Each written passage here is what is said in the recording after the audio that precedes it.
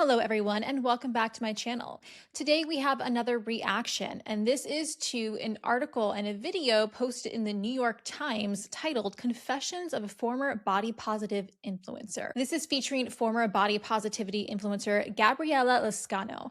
Now, I had not heard of her before I saw this piece in the New York Times. I actually have not watched the video yet, so we're going to watch this together in real time. I think that this article or this video is at least a month old, but I was just made aware of it. So I thought it would be kind of interesting. So without further ado, let's just get right into it. Okay, so like I said, this is both a little bit of an article and a video, Confessions of a Former Body Positivity Influencer.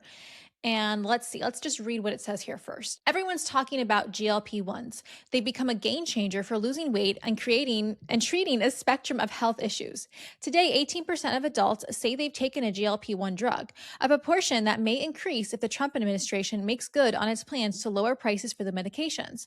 Before GLP-1s came onto the scene, body positivity was a years-long cultural mandate, a counter-movement to the toxic beauty standards and weight loss frenzy that defined the early 2000s. But amid this current weight loss revolution, that movement is facing an existential crisis. An existential, can't even pronounce an existential crisis. Oh, people want to lose weight. People don't want to be fat anymore. That's a crisis. While some body positivity advocates have embraced weight loss drugs, others have rejected them, fearing that thin is now back in, and with it, fatphobia. Some within the movement have also downplayed the health risks linked to obesity and even criticized those who choose to lose weight, prompting accusations of ignoring medical consensus. So is it possible to love your body and still want to change it? Yes. Yes, it is. Actually, if you do love your body, really love your body and yourself, you will change it if it's unhealthy. That's what former body positivity influencer Gabriella Lascano, I don't know if I'm pronouncing that correct, argues in the opinion video above, recounting her journey from body positivity champion to critic. She describes how a well-intentioned movement has over time become self-destructive with potentially fatal consequences. I started to wonder if loving myself at any size had become an excuse to ignore how big I was getting, Lascano says. But there is a middle ground, she argues, one that doesn't require a return to early 2000s, but a move toward what she considers true body positivity. I agree with that. I just don't know what her idea of a healthy body is, because I think that is also, up for debate these days. Anyway, so let's just get into the video then. I used to be a body positivity influencer, preaching a simple message: love yourself at any size. Then I risked it all. I don't care how trendy or cute or fun it seems to be fat. You got to really think about your health. Love yourself at any size, but don't forget that your heart has to beat, babes. I'm going to tell you how I got here. From championing body positivity to renouncing it. My story starts like this. Since I was a little girl, I always knew I was bigger. But I'm from the Bronx, where having a curvy body and a fat ass is what you want. When you're Latina, you get called gordita, and it's a term of endearment. Fluffy, like Gabriel Iglesias used to say. I called myself fat around my mom, and she was like, "Mijo, you're not fat, you're fluffy." It wasn't until college that I learned in the rest of the country, thinness is the beauty standard. Even worse, fat people are seen as lazy and dumb. I'm doing horizontal running. It wasn't just a fun thing to be fluffy. It was actually something people found disgusting. Run for the hills. It's Fatzilla. Yeah, I do agree that the treatment of fat people in the media, especially back in the 2000s, I mean, it was cruel and it was unfair. Again, speaking as someone who used to be fat, and I've always said, you shouldn't treat people like crap because of their body, right? Especially people who really were not aware of the reason why they were fat, especially younger kids or just people in general who are not super aware. I know it seems like it should be common sense, like, oh, you eat too much, you get fat, or burgers are bad for you, or too many calories are bad for you. It's not common sense for a lot of people, and I think it really didn't have to be common sense, or it didn't really have to be something that people thought about really until modern times, until fast food was invented. I for sure experienced fat phobia or just fat discrimination, maybe a better word for it, when I was younger. Yeah, people assign all kinds of things to you because of the way you look, and that can go for any way you look, right? So yeah, I totally agree with that. However, I would also say the current fat acceptance activist, and maybe her, I don't know, because I don't know her content yet. We'll get into that. They didn't help themselves very much. They pretty much gave more fodder, okay, to people who truly are fat phobic, people who truly are just awful and mean. Because I mean, the stuff we've seen and we've discussed on this channel, we see all over the internet. I mean, they're just making a mockery of themselves. They're lunatics. So anyway, let's just keep watching. Studies show fat people are often treated worse in healthcare. And for women, the heavier we are, the less we're paid. I eventually learned that this discrimination has a name: fat phobia. So we talked about like people getting paid less or getting paid more actually when they are a thinner weight or a normal weight.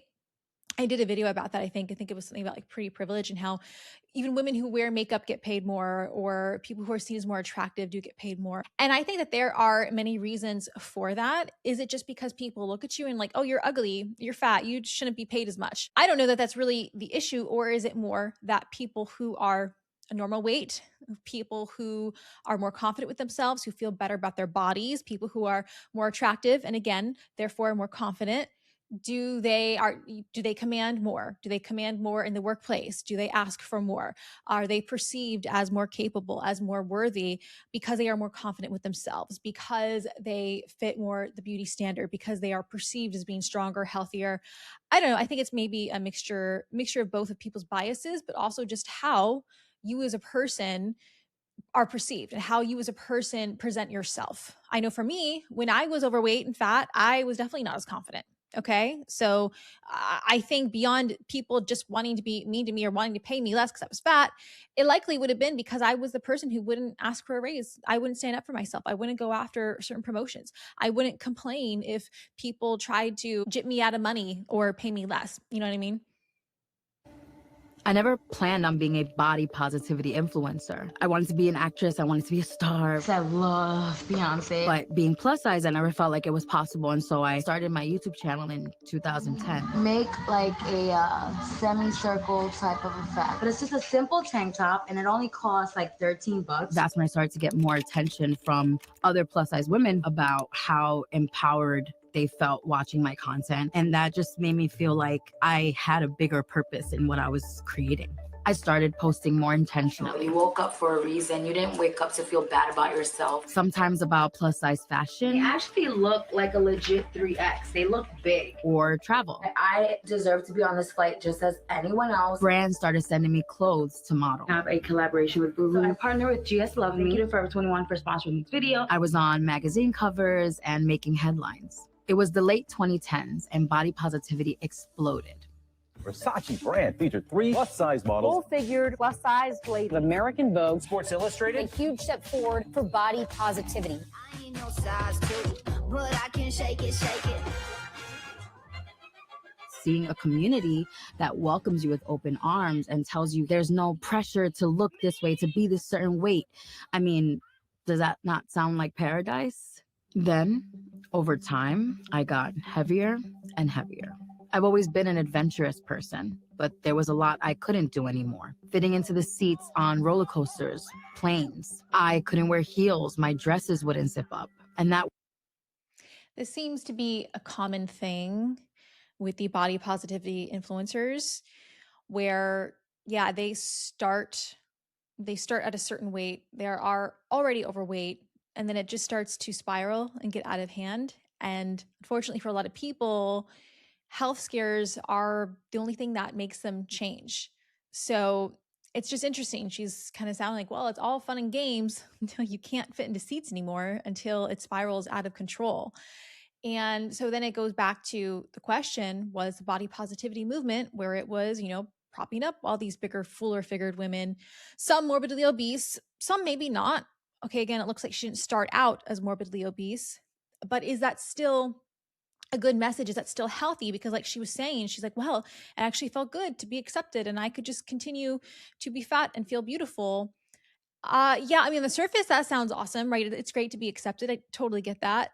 But again, if that encourages you to continue your lifestyle, if that encourages you even more so to continue your lifestyle, like if you don't even think about it, like, hey, like maybe I should cool it on the French fries today. I had a little too much ice cream yesterday. I I mean, it's like if you don't have any kind of incentive to change at all, if you don't have any kind of shame or even any kind of pushback, then yeah, it's I mean, I think it's no different than when we have really thin people who are celebrated, scarily thin people who are celebrated, right? And we're kind of going through that now with some celebrities. I've done a couple of videos on that too, where it's like, they're almost saying, well, it's body shaming to also call out skinny people. And yes, when you are calling out skinny people who are just skinny and not necessarily scarily thin, I think that's the issue. We have different opinions on what is just a normal, healthy thin and also just scarily thin. But also, should we be encouraging women to be scarily thin, right? And if no one calls it out, then a lot of times people with actual EDs and problems, they thrive off of that. They think, well, this is good. I'm doing something right. And they continue down that path. So I think it's kind of the same way with heavier people. You keep calling them beautiful and you're perfect. You don't need to change, health at every size. Well, they're going to think, well, this is fine being this way. And they might continue down that path. So instead, if they might have felt kind of guilty for eating a cookie before, they're not going to feel guilty now. So yeah, it gets that fine line. Like, I don't think that we need to go around shaming people, calling them ugly, being mean to them. But there's got to be a healthy way we can talk about this and tell people that you need to change without just enabling them to destroy their bodies and their life. That wasn't all. When you're bigger, you might not be able to wipe as well as a thinner person. You can't reach because there's no space. Some days I would look at photos and not even recognize myself. I'm only 5 feet tall, and at my heaviest, I was close to 400 pounds. I started to wonder if loving myself at any size had become an excuse to ignore how big I was getting. I felt like I saw myself being brainwashed, essentially. Meanwhile, the language around body positivity began sounding more extreme online. There are a few words that I don't allow. Healthy is one of them. This comes up a lot when I talk about how the word obese is a slur. I don't want to step on the scale at the doctor's. I say, oh, I don't want to be weighed today. Intentional weight loss is fatphobia. This is what makes exercise fatphobic. It's rooted in fatphobia. It's not rooted in science. It doesn't work. I've even seen celebrities being Nothing triggers me more than a skinny girl trying to tell fat women, formerly fat women, that, oh, you can be healthy at every size. Oh no, you're perfect, girl. You keep doing you. You keep eating. Nothing triggers me more. I'm sorry. I just have to say, I just want to just slap them. I can't stand it. It's just like, how the F would you know? How the F would you know? Right? You don't know. And instead you're just encouraging people to be unhealthy, but you don't want to be fat yourself. That's the crazy thing. That's what really triggers me. Oh, it's okay for you girls to be fat. Not me though. Not me. We've talked about several skinny influencers, dietitians, people who are like this. Can't stand it. Anyway.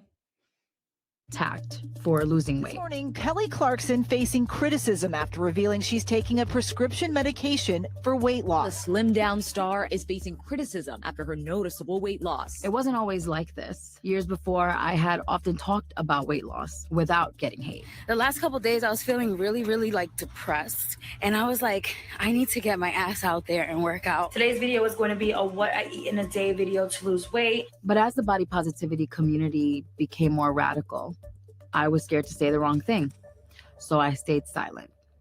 Then, my friend died. She was a body positivity influencer who founded the world's first plus-size salon. All bodies, all sizes, and has custom chairs that hold up to 800 pounds. She was just someone I considered like a big sister. Taught me about business and taught me about the movement. I worried about her a lot. After she was bedridden because of heart failure, Jamie expressed her desire to lose weight. I haven't left the house in 2 years, and I just learned to walk again. I really believed that she was going to make it out of it. But in late 2022, she died at 37, reportedly from heart complications. That's so sad. I mean, she was so young. And why it's so crazy is because it didn't have to be that way.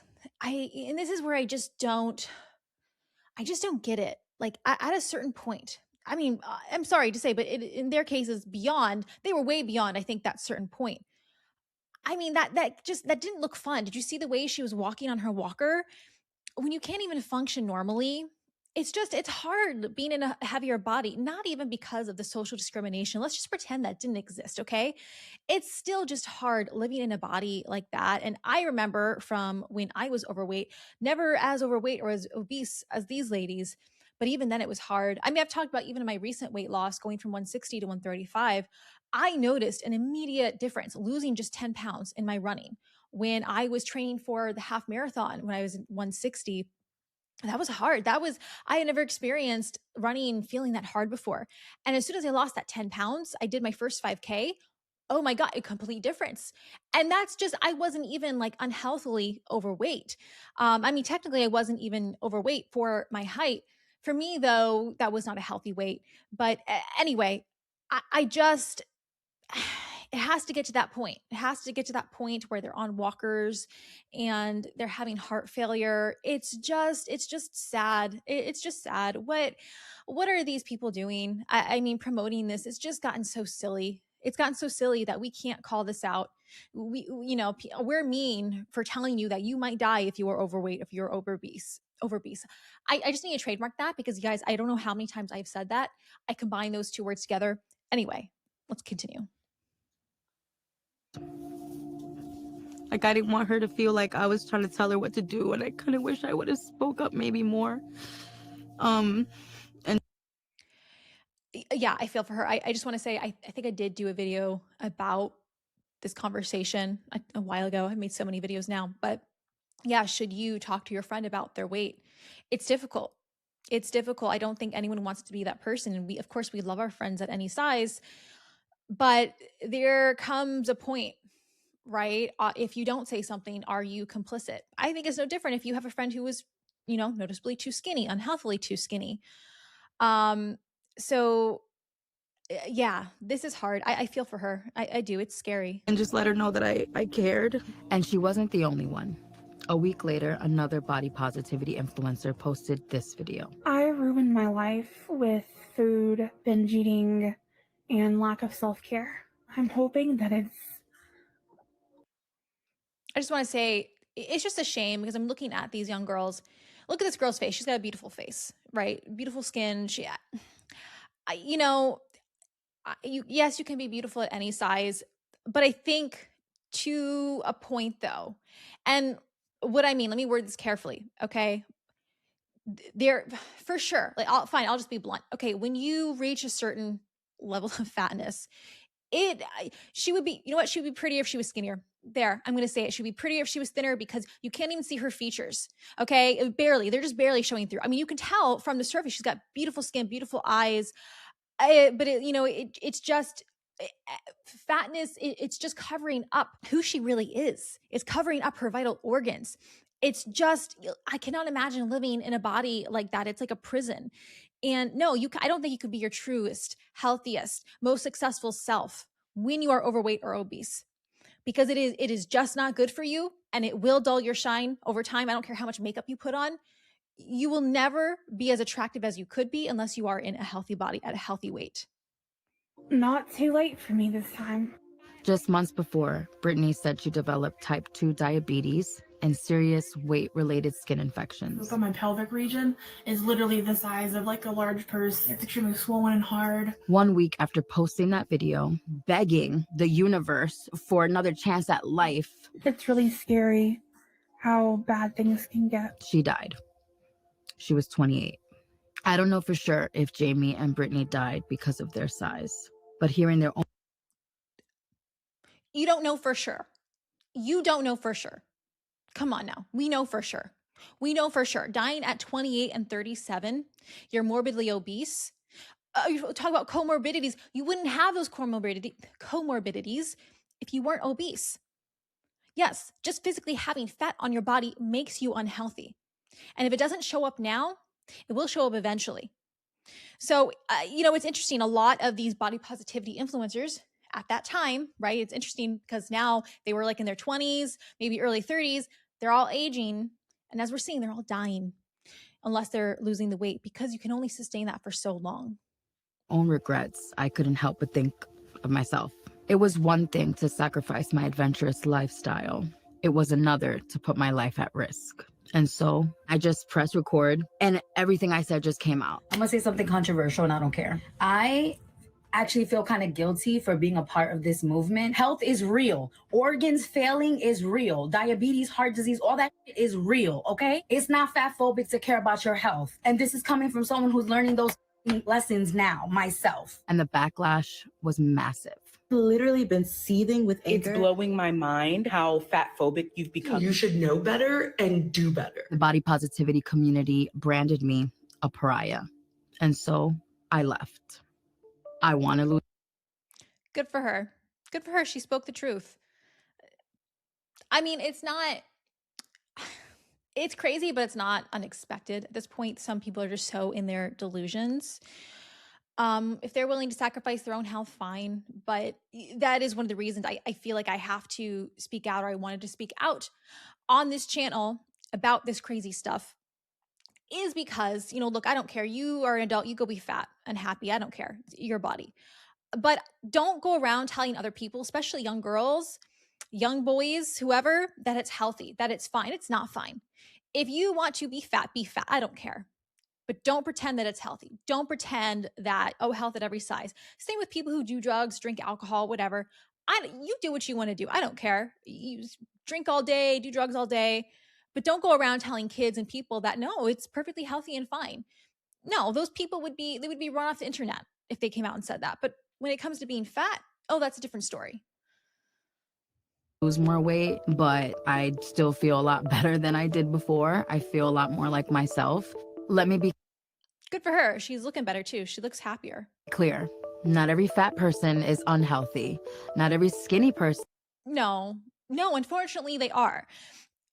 I know some of you may even try to fight me in the comments about this, but just having fat on your body is unhealthy. And I don't care. You could be a very healthy eater. You might work out, but you are still eating too much if you are still fat.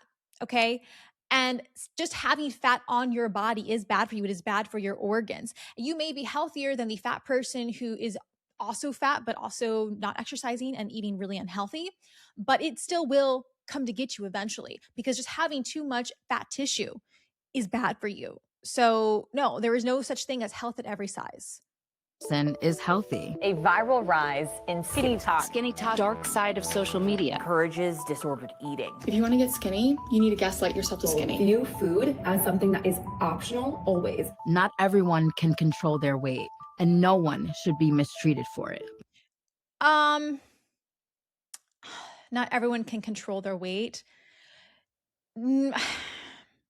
Okay, normally I would say no, that's not true at all. In rare cases, yes, there are some people who have a much harder time at doing it. There are some weird conditions, right? And some people, like I talk about all the time, the obesity gene, which is really just addiction, food addiction. Yeah, some people may be wired even stronger for it than I am or than other people. And maybe that's why it's easier for me to have maintained my weight and to have done it. But I just feel like that's a cop out. Like, that's why people are fat. Like, I'm just meant to be fat. And that's just not the case. That's not the case for the majority of us. I cannot talk today, guys. The majority of us are fat because of lifestyle, because we didn't know any better, because we eat too damn much. But what's not fat phobic is this. Being fat does increase your risk of health problems. Studies show obese people are about 6 times more likely to develop type 2 diabetes. We have a 28% greater risk of heart disease. We have higher risk for 13 types of cancer. Up to 7 times the risk for endometrial cancer. Up to 5 times the risk for esophageal cancer. Colon, rectal, pancreatic, kidney. Higher risk of strokes. We can still be body positive while acknowledging these risks. We can still love ourselves, even if we want to lose weight. That's what real body positivity should stand for. Loving yourself at any size and having the freedom to change it. Yeah, totally agree with the last bit she said there. That is what real body positivity should be like. Yes, we should all love ourselves, regardless of our size, of what we look like. We should all recognize that we are worthy individuals for the sole fact that we are just worthy individuals. We are a person. We are a human being. We are worthy of love and affection. Doesn't mean, though, that we should not change. It doesn't mean that we should love things about ourselves or our body or our life that are not serving us. So yes, an alcoholic should love themselves. They should love themselves enough to change. They should not love their behavior. They should not love who they are when they are drunk. They should not love the fact that they would rather drink all day than pick up their kids from soccer. They should not love that. Same with people who are obese. You should love yourself enough to change to be healthy. You should not love the fact that you spend hundreds of dollars on junk food when you could be spending that money going towards other things in your life, going towards your education, going towards your kids. You should not love the fact that you would rather binge eat than spend time with friends and family, that you would rather binge eat and stay fat and not work out and have your kids push you around in a wheelchair because you're too fat to move. No, you should not love that part about yourself. You should call yourself out. You should feel shame if you are doing this to your body. You should have some sense of awareness that you are hurting your body. You should not feel good about yourself if you are continually hurting yourself by eating too many calories, not exercising, and then putting the burden on your family members who have to take care of you or will have to suffer with your death once you pass away because you literally ate yourself to death. A little bit of shame is actually healthy when you are changing your life. In fact, oftentimes you need to become so fed up with yourself and disgusted with yourself to enforce that change. I use the example of people who are alcoholics, or even, my transformation story these past few years.